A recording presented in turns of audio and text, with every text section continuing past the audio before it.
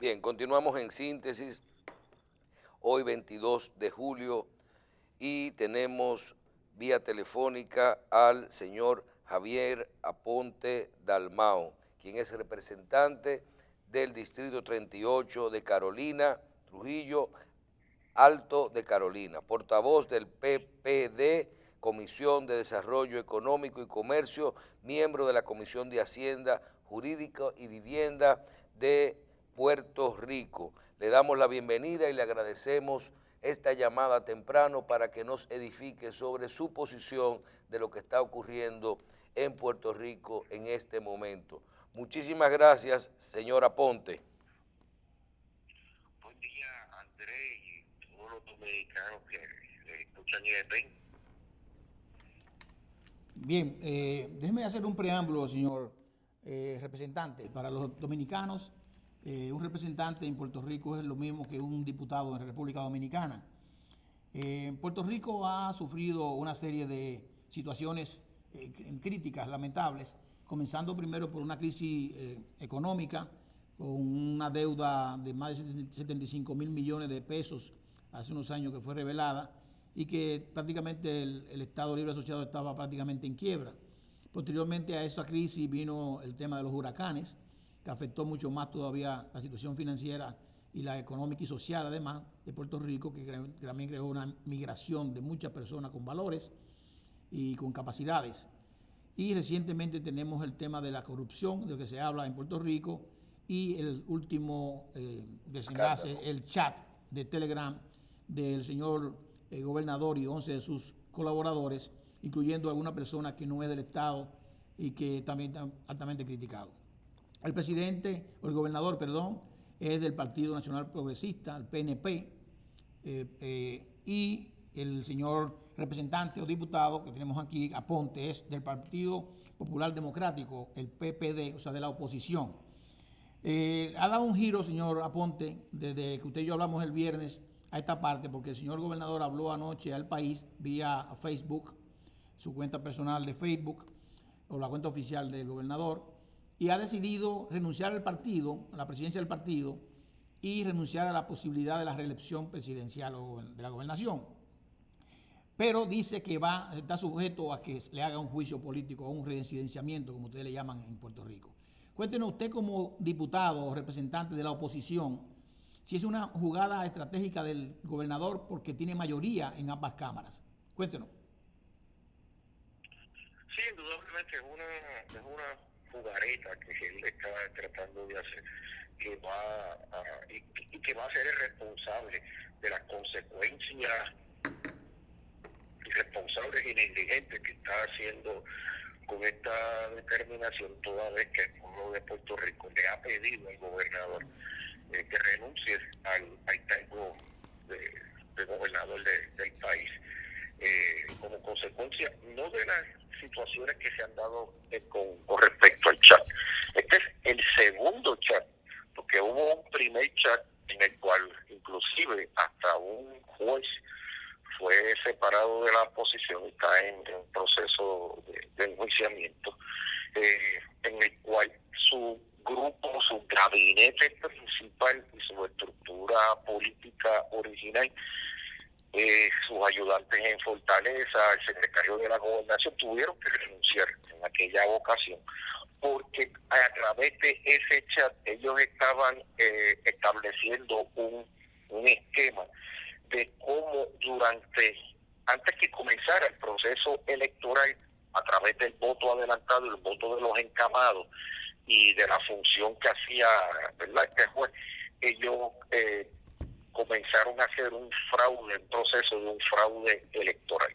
Y ese fue el primer chat. De lo que estamos hablando de este segundo chat es una estructura de un fraude económico de fondos federales a través del uso de información confidencial, a través de un esquema en el cual ellos conocían cuáles iban a ser los servicios contratados y subastas que iba a hacer el gobierno de Puerto Rico, y el licenciado Elías Sánchez, que es su compadre, que fue su director de campaña, que fue la persona que estuvo primero presidiendo el comité de transición y en el primer año estuvo como representante en la Junta de Control Fiscal, adquirió y adquiere conocimiento de toda esa información confidencial y la ha utilizado para sus clientes poder lograr esos contratos y esas subastas. Ese es el primer. Ya a través de eso han habido unos arrestos aquí de personas muy allegadas a su administración, la secretaria de Educación, la directora ejecutiva de ACES, en el cual no se está, este proceso político y jurídico no se ha comenzado. La petición que se le está haciendo al gobernador no viene como consecuencia solamente del chat, sino todas aquellas personas que han sido arrestadas y toda esta estructura fraudulenta que hay en estas dos ocasiones se han dado. Pero ahora bien, la petición y el hecho de que él esté renunciando a la presidencia del partido y a su reelección no tiene nada que ver con los actos, en realidad directamente con los actos que él ha cometido. El gobernador no es reelecto, el gobernador no es una persona que tenga ninguna oportunidad política para volver a la reelección. Eso no es lo que el pueblo de Puerto Rico le está pidiendo, y él está utilizando esta manera, no tan solo para ganar tiempo, sino para ganar reivindicación con el pueblo de Puerto Rico, que ya no hay manera de que la vaya a tener. Así que lo que a su vez él está haciendo es indignando más el pueblo de Puerto Rico, que se siente que él está haciendo una petición multisectorial para que renuncie al cargo que, como cuestión de hecho, es del pueblo de Puerto Rico, es una posición del gobernador, es una representación del pueblo, ¿no? Y él se aferra a una silla porque lo eligieron por 4 años, y lo que él tiene que entender es que en cualquier momento el pueblo de Puerto Rico, ¿verdad?, puede exigir esta renuncia si la persona ha cometido un acto delictivo. Aquí tenemos que hacer un punto y aparte. Aquí, de los hechos que se han dado, todavía no hay unos hechos en los cuales nosotros podemos relacionar directamente con actos delictivos al gobernador. Lo que sí establece la Constitución es que él no puede llevar a cabo actos que sean que se establezca como que falta, que dichos actos hayan faltado a la moral, aun cuando sean delitos menos graves. Esa es la determinación que da paso a un proceso de un enjuiciamiento político, que es el proceso que la Constitución reconoce cuando se hace el asunto de sentir de la posición de gobernador. Así que ese proceso tiene que comenzar con un informe, que el informe ya el presidente, y comienza por la Cámara de Representantes, que ya el presidente de la Cámara determinó de 3 juristas que se reunieron el viernes pasado, se le dio esta semana, tienen 10 días, y yo entiendo que lo van a hacer en menos, para rendir ese informe. Ese informe lo que da paso es para que se haga una investigación. Si ellos entienden que están los elementos para que estos actos que son de depravación moral o de delito grave en los hechos que se han dado, hay elementos de juicio para ello, entonces tiene que haber una petición de 2/3 partes de la Cámara de Representantes, que serían 34 miembros. Ahora mismo la minoría en su total somos 17. Señora Ponte, de eso creemos que ese es el siguiente paso. Suponiendo que todos estos indicios conlleven formalmente, lleven a una investigación, y que esta investigación lleve al juicio político en la Cámara de Representantes. Cuando vemos ya que parece que es inminente, porque es la prueba que se lo haga en el juicio político, lo que nosotros denominamos el juicio político, y vemos como estrategia, él sale del partido como presidente, pero sigue como miembro, no va a la reelección, pero usted dice que como quiera eso no hubiera pasado por su popularidad en este momento, no había ninguna posibilidad. Pero si nos vamos al próximo hecho, si asumimos que el próximo hecho es un juicio político, este juicio político, por las estadísticas que tenemos aquí, la composición de los senadores y los representantes, vemos que el partido, el PNP tiene 21 de los 30 senadores, que es el que representa el gobernador, y de los representantes tiene 34 de 51. O sea que de ninguna forma, ellos tienen más o menos 67% de los representantes y 70% de los senadores. Entonces ahí al final no pasaría, o esta gente, que aunque sean de su partido, no necesariamente están de acuerdo con las políticas implementadas por este gobernador. Ok, vamos a entrar al detalle de cómo se debe dar esta dinámica. Tú tienes tres maneras de resolver el asunto. El gobernador renuncia, se acabó el evento, se sustituye con el secretario de Estado y el secretario de Estado termina el proceso de cuatrenio. Ok. 2, tú vas a un proceso en el cual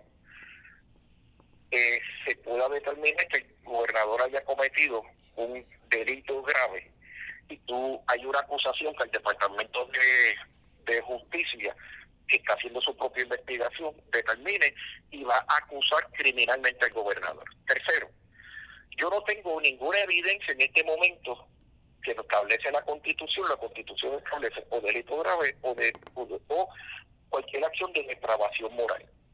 Ok, ahí es que estamos en este momento. Si yo comienzo el proceso de residenciamiento, tenemos que entender que la Cámara de Representantes para los efectos es quien investiga y quien acusa. Esto es bien importante porque la proporción que tú me estás hablando de los miembros de mayoría y minoría es bien importante.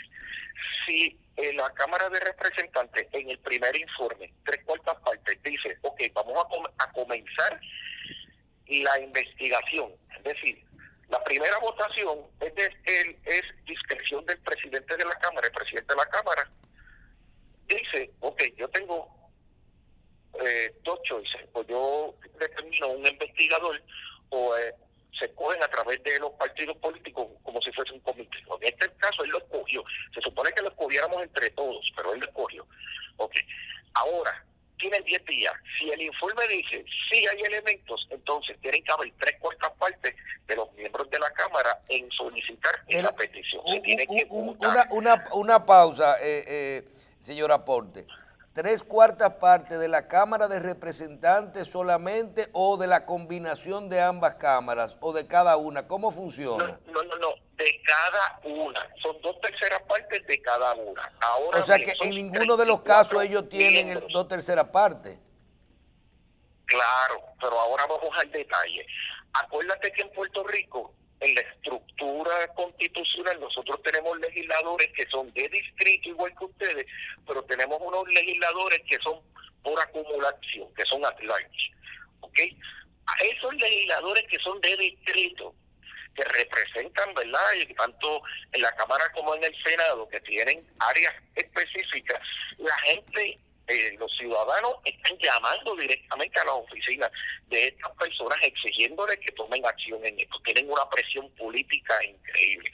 Esto quiere decir que estamos contando con la gran mayoría de los legisladores que son por acumulación, que son la mayoría, que son los que tienen la presión política de ¿verdad?, de los miembros de la mayoría, para que se unan a los votos que necesitamos de las 2/3 partes. Si las 2/3 partes que necesitamos, los 14 votos adicionales que necesitamos, que entiendo que no debemos tener problemas en tenerlos de parte de la mayoría para comenzar la investigación, entonces vamos a la segunda parte. Se nombra o una comisión o tiene que ser un investigador independiente quien hace el proceso de rendir el informe con el que se va a llevar el proceso de residenciamiento. En ese caso, cuando la comisión termine su informe y haga su investigación final, entonces es un juicio lo que va a haber. en donde la Cámara es quien presenta la información, la evidencia y lleva el proceso judicial. El presidente del Tribunal Supremo es quien preside el proceso y es el Senado quien, para los efectos, va a ser quien van a hacer la determinación. Es como si fuese el jurado. Sí. Y para esa votación aprobarla, el Senado tiene que aprobarla con 2/3 partes. Okay. Fíjate que de la composición que tú me hablaste, los miembros de la Cámara de Representantes en minoría somos 16. Somos 15, 14 ahora mismo, éramos 15.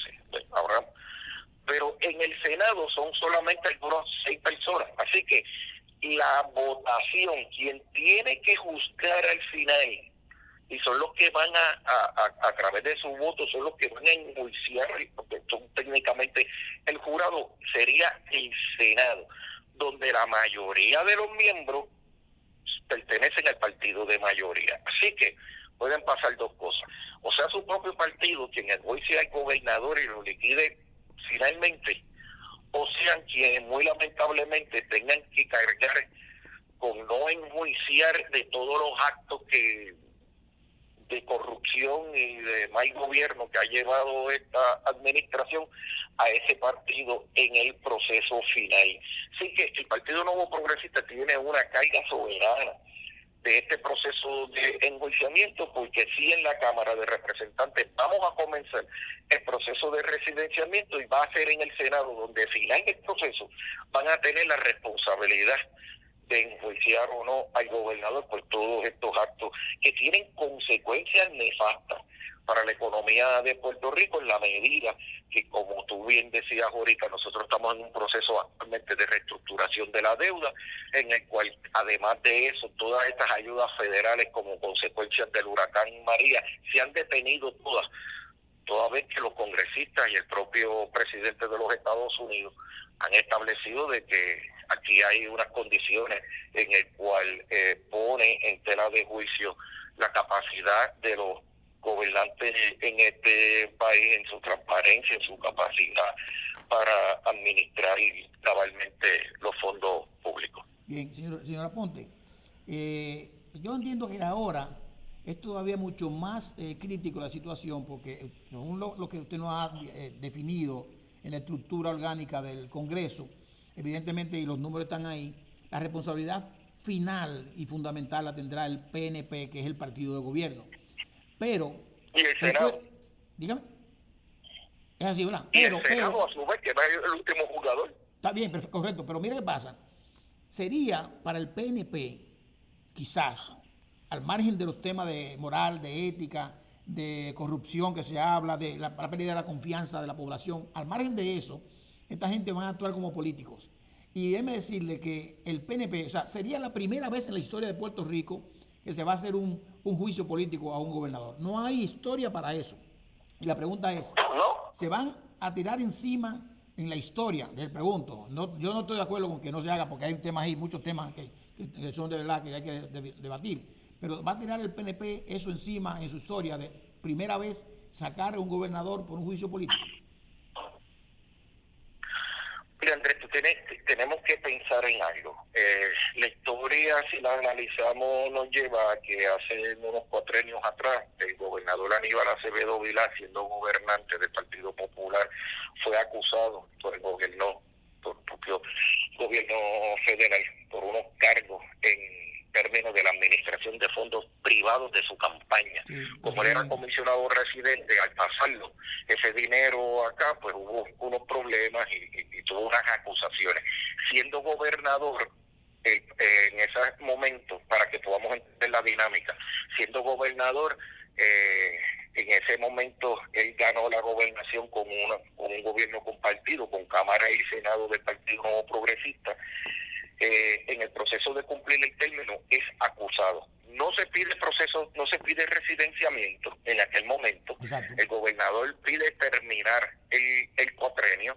El Partido Popular cogió la derrota más devastadora en la historia moderna por 200,000 votos, pero la posición de gobernador fue lo que lo ayudó a él para defenderse del proceso judicial federal. En este caso, yo no veo que esté pasando algo distinto.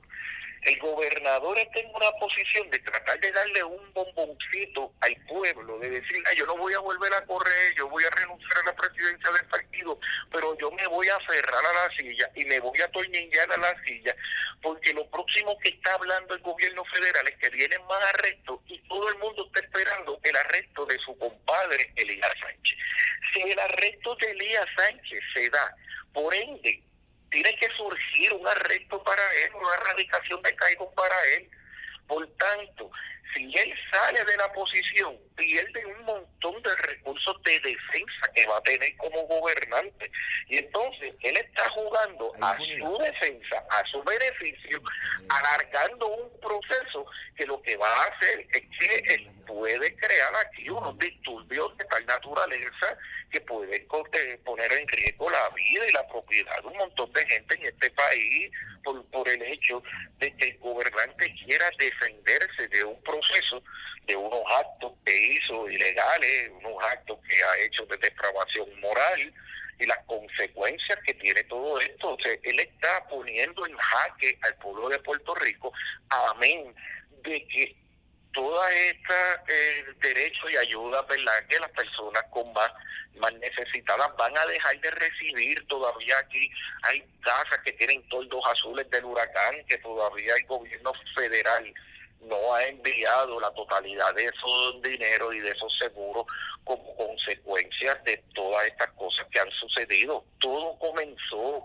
en el huracán por él hacer un contrato sospechoso con aquella compañía Whitefish que nadie entendía por qué él hizo. Exacto, con alguien que ni tan siquiera se sabía. Una compañía que técnicamente no existía, era una persona. Entonces, pues todo esto es una mácula de sospecha, todo esto son contratos y determinaciones administrativas que lo que van encaminadas todas es a beneficio de amigos y corporaciones de ellos. Mientras estuvo aquí la gente necesitada durante post María, lo que se ha demostrado es que todas estas ayudas y todos estos procesos de contrataciones se hicieron para beneficiar a amigos del gobernador y eso es inaudito. Representante, de mi parte, una pregunta final. Primero, si el gobernador de Puerto Rico cuenta con algún tipo de inmunidad mientras esté, con respecto a procesos judiciales, mientras esté ostentando el cargo de gobernador. Y segundo, si se va a utilizar el tema de los chats, de los últimos chats, como instrumento final para poder ejercer todos los recursos legales que estaban pendientes y que no se habían podido iniciar con todo este proceso de corrupción contra el gobernador, utilizando estos chats para ese fin. Mira, con respecto a la primera pregunta, el gobernador solamente puede tener inmunidad en aquellos elementos que se guarden con respecto a seguridad y son de manera que requieren de elementos de confidencialidad. Aquí hay que hacer una determinación porque ya los elementos de confidencialidad y que se puede divulgar o no, ya el Tribunal Supremo de Puerto Rico en varias determinaciones judiciales ha establecido ya claramente una jurisprudencia con respecto a ello. Así que no van a ser en un proceso ya de una erradicación de cargos, no van a ser mucho las inmunidades y las protecciones constitucionales que vaya a tener el gobernador. Segundo, los elementos del chat, hay que entender que aparentemente no es el único chat, ni la totalidad de lo que salió público, las 889 páginas que salieron públicas son la totalidad del chat. Así que Una vez aquí comience un proceso de residenciamiento o un proceso judicial a través del Departamento de Justicia, comenzará a su vez una determinación de descubrimiento de pruebas. Una vez se lleve a cabo ese proceso de residenciamiento o un proceso judicial de alguna manera y comience y se solicite un proceso de descubrimiento de pruebas, el pueblo de Puerto Rico comenzará a ver evidencia adicional de lo que constituye toda esta estructura que habían constituido. Hasta ahora se presenta evidencia como se luce como tal, tanto el gobernador con todos sus allegados. Tenemos que entender que el gobernador comenzó con una amplia estructura política y ya en Fortaleza pues, han sido más de 40 las renuncias que se han tenido que dar por una u otra manera, ya sea desde el primer chat hasta lo que es el famoso conocido segundo chat. Pero durante toda esa trascendencia entre los arrestos que ha habido de parte del gobierno federal, son más de 40 personas las que han renunciado cercanas al gobernador. Así que con toda esta situación, con este supuesto andamiaje que se ha dado aquí de corrupción por esta administración, pues te tengo que decir que esta información del chat todavía está en tiempo de espera. Hay que ver cuando comiencen esos procesos judiciales qué hay detrás de todo esto, que entendemos que va a ser muchísimo más. Ok, señor Aponte, también una última pregunta de mi parte, antes de agradecerle de verdad que todo su ayuda con nosotros, es la siguiente. Creo que todo esto, no sé si ha pensado bien el gobernador en la decisión que ha tomado, pero según lo que usted nos describe, es una situación muy riesgosa. Y yo creo que todavía le queda una oportunidad más, pienso yo, y quiero que usted me dé su opinión. Según la ley, la Constitución de Puerto Rico, el Estado Libre Asociado, la sucesión se da con el secretario de Estado. Pero el secretario de Estado estaba en el chat y también tuvo que renunciar. Y actualmente hay una señora interina en el puesto. Quizás una salida salomónica del señor gobernador, que quizás la tenga como bajo la manga, es él, con su poder de gobernador, designar un nuevo secretario de Estado, que es una persona de su confianza, y entonces posteriormente renunciar. Y esa persona sería la que sería el nuevo gobernador. Y así quizás tuviese una parte, al margen de que ustedes en la Cámara de Representantes continúen el proceso de investigación. Porque no puedo dejar de decir que usted al principio dijo, si él renuncia, pues se acabó el caso.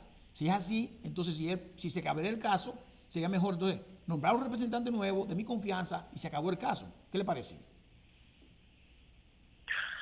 Andrés, esa parte de la novela no te la he contado.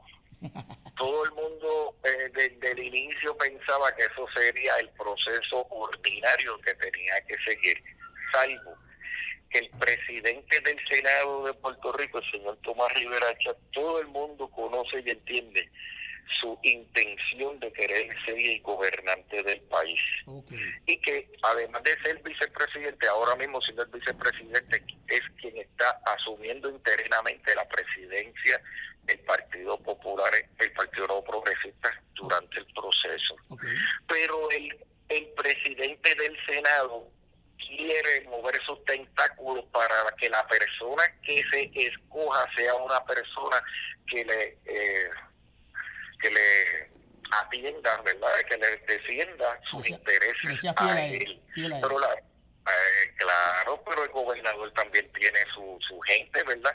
Así que en todos estos días que se ha dado, poder determinar la persona que va a hacer esa función de gobernador interino por alrededor de año y medio ha sido una totalmente difícil. ¿Por qué? Pues porque hay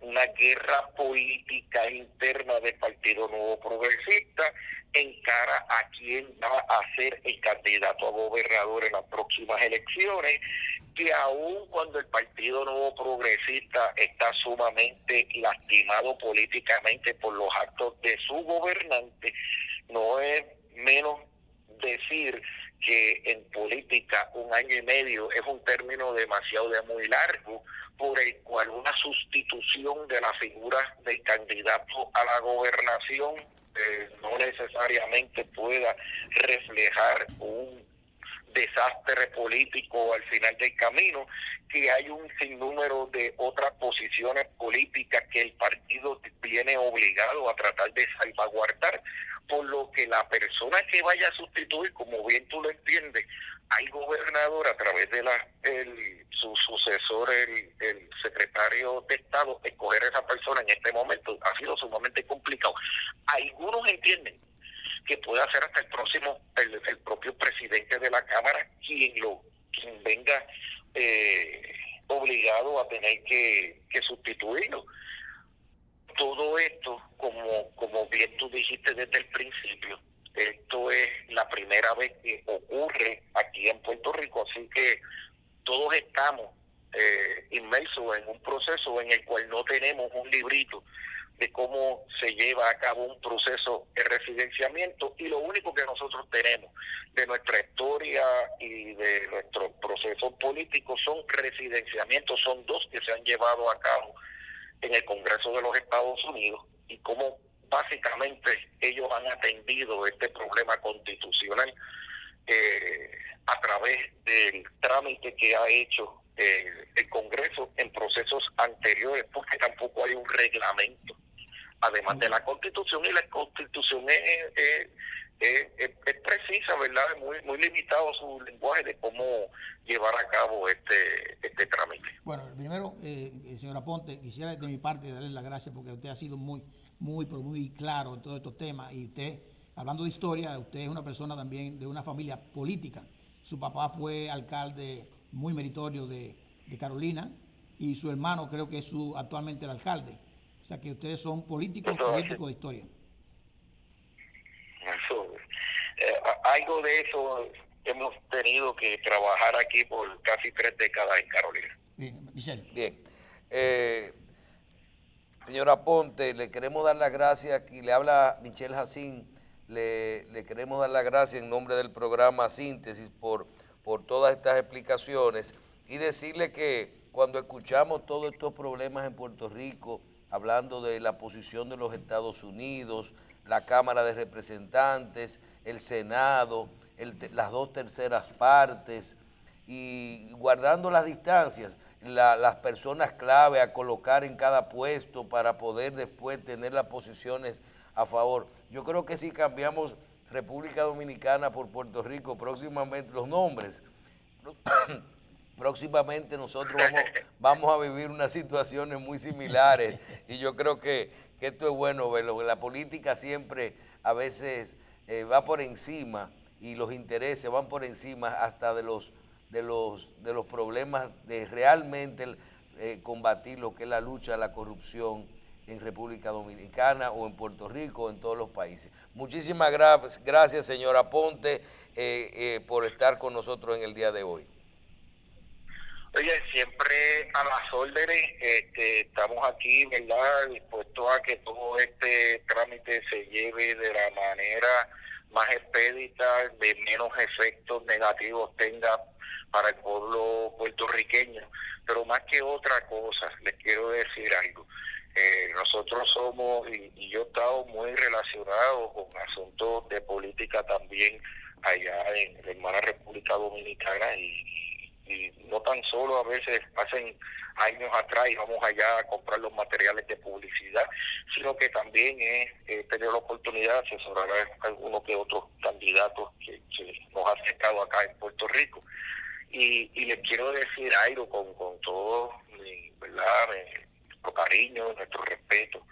Aprendamos de lo que es sana administración y hacerle responsable a nosotros, la clase política del país, ¿verdad?, y de los países, de que las funciones que se están llevando a cabo y la responsabilidad que tengan para con el país no puede ser delegada a otros que no son electos para que vayan a beneficiarse, y las consecuencias tan nefastas que esto tiene, porque el problema de esto, que al final de los procesos, quienes sufren es el pueblo. Ustedes han tenido ahora mismo una oportunidad de crecimiento económico y una bonanza muy buena. Puerto Rico la tuvo hace unas décadas atrás. Las consecuencias de eso fue endeudarse de una manera, ¿verdad?, vertiginosa, y vemos eventualmente malas prácticas administrativas, lo que ha llevado al pueblo de Puerto Rico. Así que les invito a que conozcan de la situación que está sucediendo, muy lamentable, con el pueblo de Puerto Rico, para que eso a ustedes nunca les suceda. Muchísimas gracias, muchísimas gracias. Gracias por el consejo. Yo creo que nosotros hablamos mucho de eso todos los días y realmente le queremos agradecer porque pensamos de verdad que es así, que no queremos pasar en un proceso de inestabilidad, sobre todo en la parte económica, por culpa de la parte política o del manejo de los recursos públicos. No, y también le extendemos una invitación para cuando esté en República Dominicana que venga físicamente aquí al programa. Claro, hace unos años que no los visito, pero... pero lo resolvemos eso, representante. Un abrazo. Claro sí. Un abrazo y muchísimas gracias. Buen día, y siempre, ¿verdad?, en lo que les pueda ayudar desde la isla, pues siempre saben que estoy en su disposición. Bien, muchísimas gracias. Queremos agradecer al señor Javier Aponte Dalmau, representante del Distrito 38 de Carolina, Trujillo Alto, Carolina, y portavoz del PPD, Comisión de Desarrollo Económico y Comercio, miembro de la Comisión de Hacienda, Jurídico y Vivienda del Estado Libre y Asociado de Puerto Rico, quien yo creo que nos dio una cátedra, ¿verdad?, sí, de todo lo que es la situación que se vive en este momento, el punto de vista político y judicial en Puerto Rico. Vamos a darle las gracias de nuevo, pausamos y regresamos inmediatamente con nuestra primera invitada del día de hoy, que sería Margarita García, candidata a diputada de Ultramar por la circunscripción 1 del Partido Revolucionario Dominicano.